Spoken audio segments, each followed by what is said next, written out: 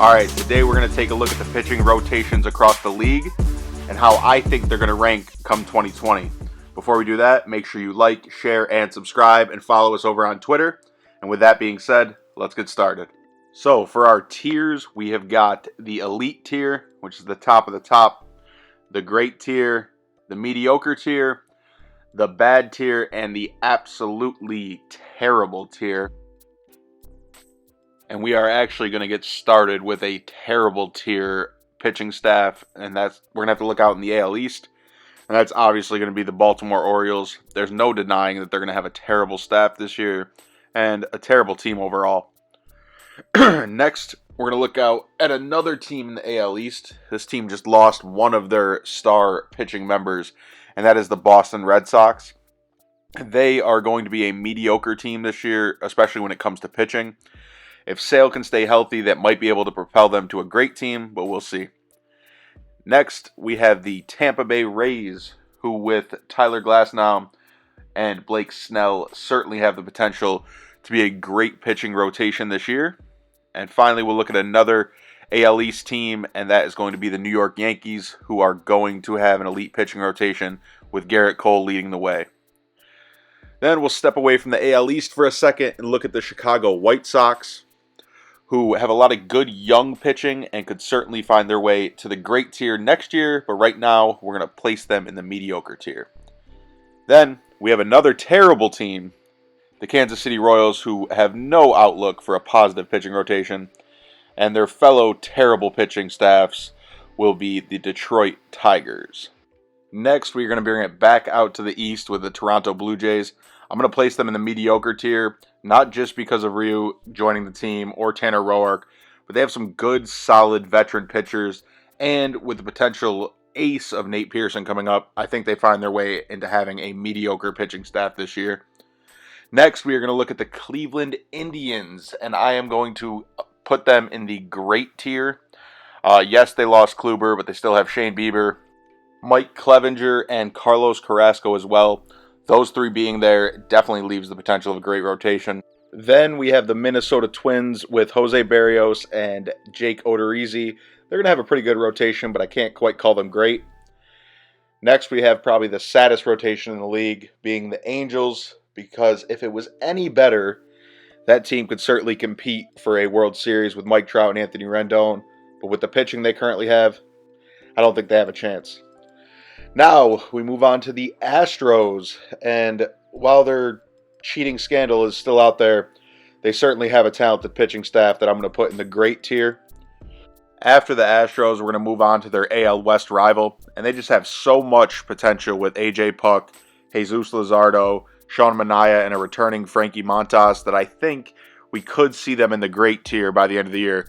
Right now, that's just all unrecognized potential, so I'm going to have to put them in the mediocre tier. Next, we're going to be moving out to Seattle, where they just have a lot of maybes, and until someone like Justin Dunn or Kikuchi steps up, they're going to remain in the bad category. Now we've got the Texas Rangers, who with the addition of Kluber really did improve this offseason, but with pitchers like Mike Minor and Lance Lynn, I don't really see them progressing to that great tier, but they will be pretty solid this year. Moving on to the Braves, who have a lot of good young guns, but don't quite have that solidified ace until Soroka can prove it for another year. I personally think Max Fried is going to be better than Soroka. So until they really get that solidified ace, I'm going to have to put them in the mediocre tier. Then we're going to move on to the Marlins, who with Jordan Yamamoto and Sandy Alcantara have a good base for a great rotation in the future, but right now you have to put them in the bad area. Staying in the NL East, we have the New York Mets, who certainly could end up being an elite rotation with the ace that is Jacob deGrom. But until Noah can prove that he's good enough to be that co-ace, we just have to put him in the great area for now. The Phillies are next up, and with Aaron Nola and Zach Wheeler, I think they're going to be okay. But I definitely think we're just going to put them in the mediocre tier until they can prove they can take the next step. The Washington Nationals are going to be an elite rotation again this year. You've got Strasburg, Scherzer, Corbin, who could be aces on almost any of these teams. And then you add in Anibal Sanchez and potentially Joe Ross at the 5. They're going to be elite again. Next up are the Cubs. They just don't scare me. Lester, Quintana, Darvish have all proven they can be good in the past, but right now they just look like a mediocre rotation. Now we have the Cincinnati Reds. They had a really busy offseason, and with Gray, Castillo, and Bauer, they have the makings of a great rotation for 2020. Now we're going to move on to the Milwaukee Brewers, and they are going directly into the bad category. Now we have the Cardinals, and Jack Flaherty has the makings of a future Cy Young Award winner, but he doesn't have too much around him besides Dakota Hudson, so we're going to have to put him in the mediocre tier. Then we have the Pirates, who are certainly going to be in the terrible tier, especially after Jameson Taillon having Tommy John surgery.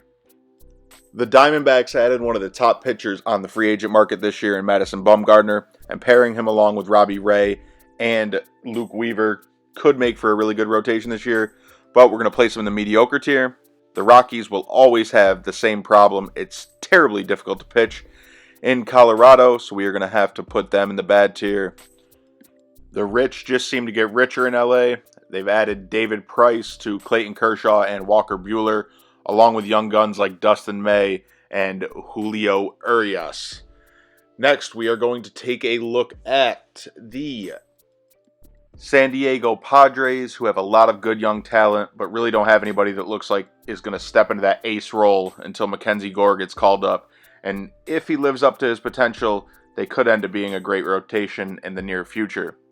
Then we're going to take a look at San Francisco, who just bores me, and really, I think they're going to end up falling into the bad territory, especially after losing Bumgarner. Now, this is where it is, and this is what I think 2020 is going to look like. Please like, share, and subscribe. Go over to our Twitter and follow us there, and let us know if you agree with us or what teams you think might fall in one of these tiers. Have a good one. Thank you so much for watching.